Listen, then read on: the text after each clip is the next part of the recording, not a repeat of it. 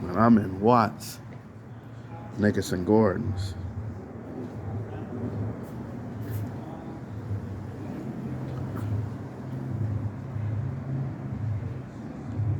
And let me tell you what's so important is that this is the biggest project, not only in Watts, but in California, the West Coast. This is the biggest project. I'm about to talk to Donny Jubert. Bobby Jubert, rest in peace. He's gone but not forgotten. And hopefully Hank comes through, Hunter Hank. We're gonna talk about the peace treaty. Let me call it the truce, the 9 deuce. Because a lot of people get offended by using the word the peace treaty. This is where we set big games at.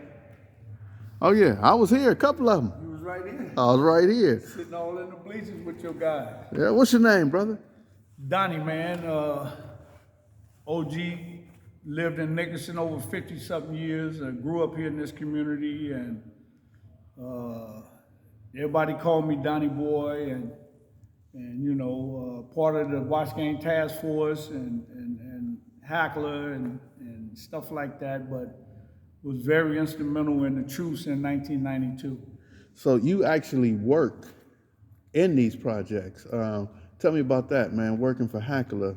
How long did you do that work? Well, I've been doing it now going on 32 years. Thanks to Maxine Waters that came in this community and started a program called Project Bill. And, you know, we was going through a lot during that time. And it was almost right after the truce kicked off around. And so Maxine brought the program here. I went through the program, graduated, and landed through Housing Authority and been here ever since. Man, that's a wonderful thing, man, to come into the projects and see you and another brother, Hank, working in the same communities that you guys come from. And to me, that's not professional intervention, but it is moral intervention. It's spiritual intervention. Because who better than I'm gonna listen to than the person who come from the same place I come from, out the same project. So, and that's why we looked at it exactly like that, because not just working for Hackler, we also worked in this rec center over 30-something years. We ran the midnight basketball, picked up from what Harvard had. We brought it here at Nickerson. And you remember, Skip, all your guys came down. We had every Crip set, every blood set playing right here on this floor, and we didn't have an issue. They respected us. They respected you. They knew and how we try to keep them understanding what we're trying to do with this. It's all about respect. Now, yes, I used to tell my guys, even when I used to go over there to Herb Weston thing, I tell my guys right before we get on the bus, listen, let me make it clear to you. We're going in somebody else's backyard. If you can't go with respect, then don't get on this bus. Right. Because I will be the first one to knock your tail out, knock your ass out, right, before I let you get us in some kind of gunplay. And we had one of them incidents where one of the homies, you know, called himself disrespect, and I stopped that whole game. Herb Weston was right sitting there in the bleachers. I'm sitting right there right over there.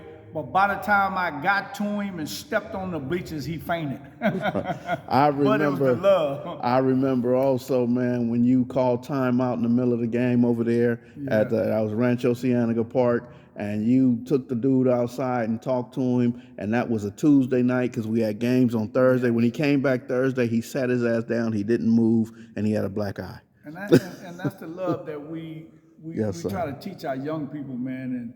And it was tough. You know, most people thought the truce started because of the Rodney King. Oh, yeah. Now, we was meeting months before that. Right. Way before the verdict came. Now, when the verdict came, the verdict didn't do nothing but ice what we was meeting about months ago. And so it just helped us really knew that this is something that we need to do in our communities, man, that it was time for us to shut down the killings and the things that was taking place in our community, man. And it was a beautiful thing. most people don't talk about it because they feel like, you know, if it wasn't a bunch of white folks or different people doing something like this, man, I take my hat off to every individual from our backyard that all created something like that. That was history. That was something that we needed in our communities, and they really didn't speak on the great thing that we did within that piece. So let me ask you this, brother. While we right here in the Nickerson Gardens, name some of the people, and I know your brother was very instrumental as well. May he rest in peace now. So if you don't mind speaking on, you know, your brother and all the other people who people may not know that come from the Nickersons, who was a part of putting that together, or at least, you know, keeping the fabric together, you know, because it can get out of hand. So well, I knew once Hank and Bobby Busby, when they first came to me, I knew as individuals that we knew we had to get to, and I had access to these individuals, and that was Hitman. A lot of people know him as Hitman in the neighborhood. BJ, Curtis Johnson, Loaf. We had a lot of the little homies, man, that, you know, understood what we was trying to do, and they stood right in front of this gym when every set came to this backyard, and they respected it. And the homies that didn't want to respect it, we told them to go way up on the sideline, because this is something we're gonna do. And after a couple of months, they start coming, being a part of the process. But we had a lot of little homies, man, that, again, Phil, Baby G, Tawana, a lot of them bought in to what we was doing, and they helped play a bigger role in this community. And my guy, Big Hank, man, you know, he signed the peace treaty. wow. His signature is on the peace treaty. Man. So, you know, we all stood around him, and he made it in law. And see, them things people don't talk about. They, you know, that was history for us. And that's when we formed the documentary called Eyes of the Children. Right. It speaks on all our peace that we had, watched us through that video, go to different neighborhoods and hug each other, man, and basically, you know, come in the soil that we couldn't go on. And we was able to do all that with that piece. Yes, sir. And you named Bobby Buxby, man. So Bobby, man, when he played dominoes, man, he take a nickel. You know what he say? Yeah. Nickerson Gardens.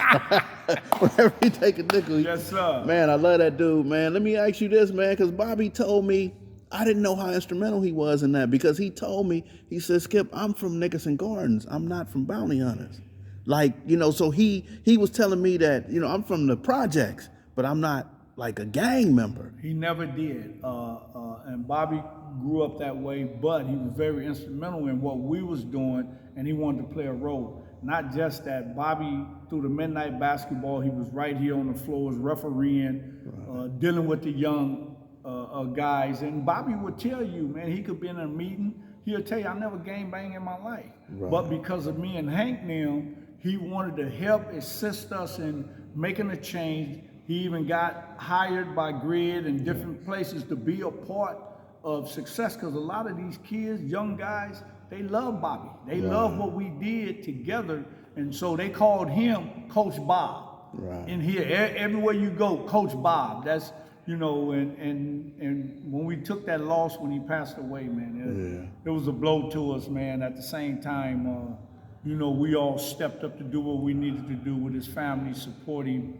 And his life gonna live on, man. We're not gonna never forget him. And everything that we continue to do, we always talk about our guy. Yes, sir. So let me ask you, man, how did it all start, man? Who was meeting first? What was the meetings about, and where were the meetings at? Well, Father Jahed started the meetings, and it was right there on Central in this little masjid right there. Right.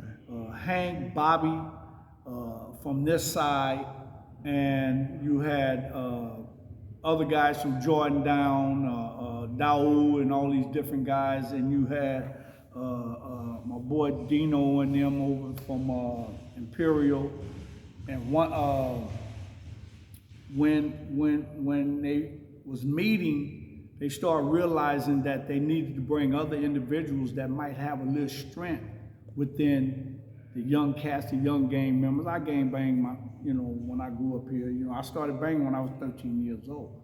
So the community, they kind of look at you different when they know you was in that life, so they respond to you a lot better.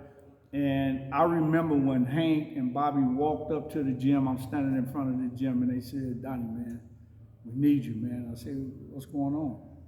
And I kind of leaned back when they said it. They said, "Well, man, we've been meeting up here on Central, man, trying to figure out a truce, a peace treaty." I said, "What?" I said, "Man, hold on, brother." So I thought about it. We sat there for about an hour, and I said, "You know what?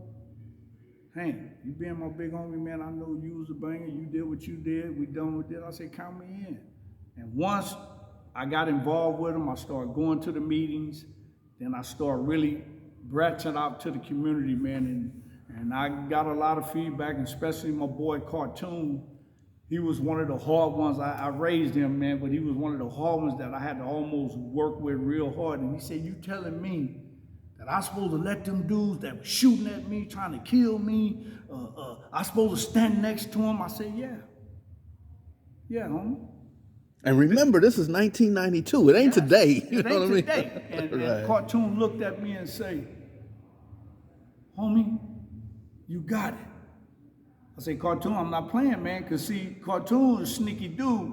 And I say, you can't now be saying this, and these people come over here, and then you come out your pillow. So he bought in,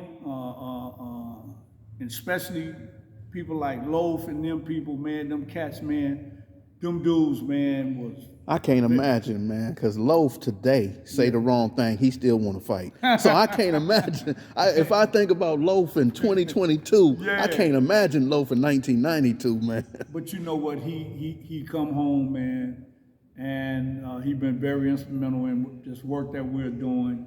We was able to get him in as a CIW for the Watch Gang Task Force. All right. And he loved what he do, running around, trying to keep peace here with the community.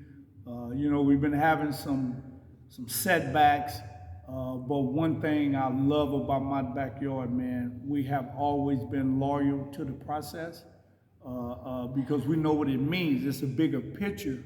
When we talk about brothers just taking lives and taking each other's life for whatever reason you think it is, but we change that and then we want to go backwards. So we got to find another way.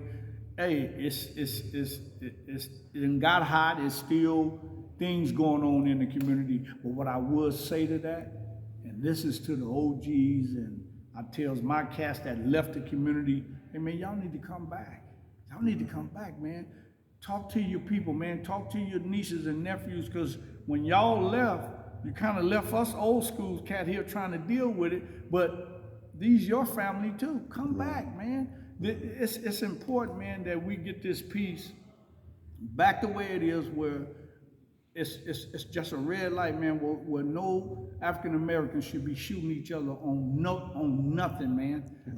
We need to change that and bring it back, man. So, I love what we did, Skip, man. It's all of y'all, man. You guys joined right in, man. You guys took the lead in your community. And man, I love you, brother, because I see the work you do. Can't nobody come tell me nothing against you. I don't care whatever your problem, your situation is. Man, I love them brothers. Them brothers love me. So that's how it always been with us. When they mention y'all, man, these dudes, oh man, they trying to, no, they doing what they supposed to, man. We learned from people like P. Carroll and them, different people that came in the community, Bo Taylor and them, man. All them dudes was serious about trying to keep this thing going. And then, we have our own that wants to always find something to say, man. But brothers like y'all, man, this is why I still do this work, man. I've been here over 55 years, right here in this same community, man. Ain't left nowhere, man. Right here, 7 days a week, man, making sure we find a way for our young people. Man, that's commendable, brother. I truly appreciate it, and I gotta give credit that even though Bo Taylor organized on the west side, it was because he saw what was going on over here, because he was privileged to be a part of and see all the work that Hunter Hank was doing, Daoud, Snipe, and all them. Yes. And I'm gonna tell you one thing that I saw from Bo, being close to him, he would get money and he would get the radio station to come to the Nickersons and have jumpers and food and all that. And at the same time, he wanted the same thing going on in Imperial Courts and the same thing going on in the Jordan Downs. And even if he didn't get enough money and get it going to the haciendas, he at least involved them. He was always talking to them. Bo cared, and one brother you just mentioned, and I didn't mention his name, Snipe. That dude, that cat there, man, that dude was so solid, man, to this piece. And he made it where they respect that process over in Imperial. He stood up solid. He was solid for what we was doing here, and he stayed on that. But one thing I would say, Bo and them came here one day. Me and Hank wasn't here, and so they came here. I think he brought Jim Brown here or something like that, and they came here to the gym. And they kind of met with some guys, but me and Hank wasn't here. But then I get a phone call. Bo said, "What's up, Donnie?" I said, "What's going on?" He said, "Man, we over here in Nickerson right now, man. They running us up out of here." I said, "What?" Man, me and Hank almost got chased by the police, man. We put it on the paddle and burnt rubber all the way here. And man, we got into our people, man. And for you to disrespect this brother coming here to bring some resources to us, man, trying to help us. So at that time, man, you know, the guys apologized and said, man, we didn't know. But they defense was up when people come in like that. But after that, Bo, you know, he did what he did, rest his soul, man. You know, we love working with that guy, man. Again, that's what we all done. And I think because of the way we all did it, man, and stayed strong and showed our communities that we solid with this piece, that's why a lot of them still respect us today, man. And I just thank God, man, for everything, all of us, you, everybody, man. And we all just said we gonna make a difference in our community, and that's what we did. Yes, sir. That's what y'all did. That's what y'all doing, and y'all set the pathway for everybody else to follow. It all started in Watts, talking about the 1992 Truce. It started with you brothers out here, and everything we doing on the west side is just merely a reflection of what started here in Watts. So I appreciate you, brother. Is there any one thing that I might have failed to ask? Anything? Any person you popping in your head right now, or anything that, because I don't want to leave nobody out? Well, you know, and even if I'm leaving someone out, you know, it's not intention, but you know, it's a lot of people, man, and a lot of folks that help play the role, and from other developments and other communities, and so just giving a big hug, shout out to my people here in the community, man. Again, them guys help play the role. They help allowed us to bring the leagues and different things into the facility where we didn't have issues, and so, you know, maybe you'll get a chance to talk to Big Hank. He's one of the very instrumental in this piece. Again, he was actually the signature. He signed the Truce, and once everybody picked up in every community, man, it was just a blessing, and we learned from that too. We learned from it. So, you know, I hear people now say, man, we're trying to get another piece, another Truce. We're trying. It have to be done totally different. And you guys got to understand, you got to have key people. And I'm talking about key people at the table, us, even me, just because I know I have the relationship, just because I've been doing this for this many years, I still got to go get Pookie. I still got to get Ray. You know, I got to get them individuals that's in full control of the community. And if you don't allow them to have say so, you're not gonna win. Yes, sir. So, you know, like my little homie there, brought this kid in, and he grew up in that life, and just to see a whole turnaround in him, he got his badge on the side of him, he working, and he working in his own community, you know, that's excitement for us. And working with the kids, man. We're talking about that brother Radio over there, man, who organizing all the basketball leagues, the boxing and all that, man. And that's the way it's supposed to be, brother, with each one teach one. Let them do what they doing. We just go out and get the resources and bring it to the community. So folks like that, because I heard the chatter from them. Man, when y'all gonna let us do it? Right. Okay, now I'm giving you the opportunity. Now you got keys. You opening up the doors. You setting up the Right. floor. So now I'm sitting back watching you and watching you flourish, man. Watching you grow, man. And, Yes, sir. And our kids loving it. And so I'm excited, man, that where we could be with this and where we could continue to go. And then we just hold our officials. Our officials have to understand this work is not easy. It's tough. But just give us our opportunity and we could show you what we could do with the resources that you give us. We could turn it around. Man, I appreciate you, Donnie, man. I want to thank you brother. for your time. I want to thank you for your work. I want to thank you for your inspiration, your motivation, everything you're doing. And a lot of people don't see that, man. And that was just excellent for radio to come in to show that, man, this didn't stop in 92. You continued it. And now other people who are younger are now in a position of power, man. Yes. So appreciate you. And also shout out to Maxine Waters for giving y'all that first chance. Yes. Back then as well, so that you guys can stay in the community, because most people go get a job or a career and they move out the community, but she empowered you and Hank so that y'all could stay in, man. So that was excellent as I love her well. for it. She's a beautiful councilwoman that cared, Congress, she's Congress, it cared about us. We stay in contact. We call each other. She called us whenever she in a situation. Even whenever she come to town, we go help her secure whatever. We love her, but she gave us an opportunity Yes, to turn sir. our life around. And then when we turned our life around, we said, now it's time to give back. And how we give back is dedicate our time right here in our community, man. And I'm proud of the community. Again, you probably didn't get a chance to probably see it. You just got a chance to see it with radio. Man, we got over 30, 40 people from this community is employed now. That's a wonderful and thing. working in their community, working at the schools and different things like that. And then got their kids seeing them working and doing stuff like that. So we're excited. Thank you, Skip, for what you're doing, highlighting what we've been doing for years that a lot of times people don't see it until something's going wrong. Then that's when they call on. Right. Man, well, I appreciate you, brother, man. And I'm going to end this and close this, and I'm going to wait around for Hank. But thank you for your time, brother. All right, buddy. All right, yes, sir. Leaving the Nickersons right here with all the work that's been going on in the community. Got to highlight it, man.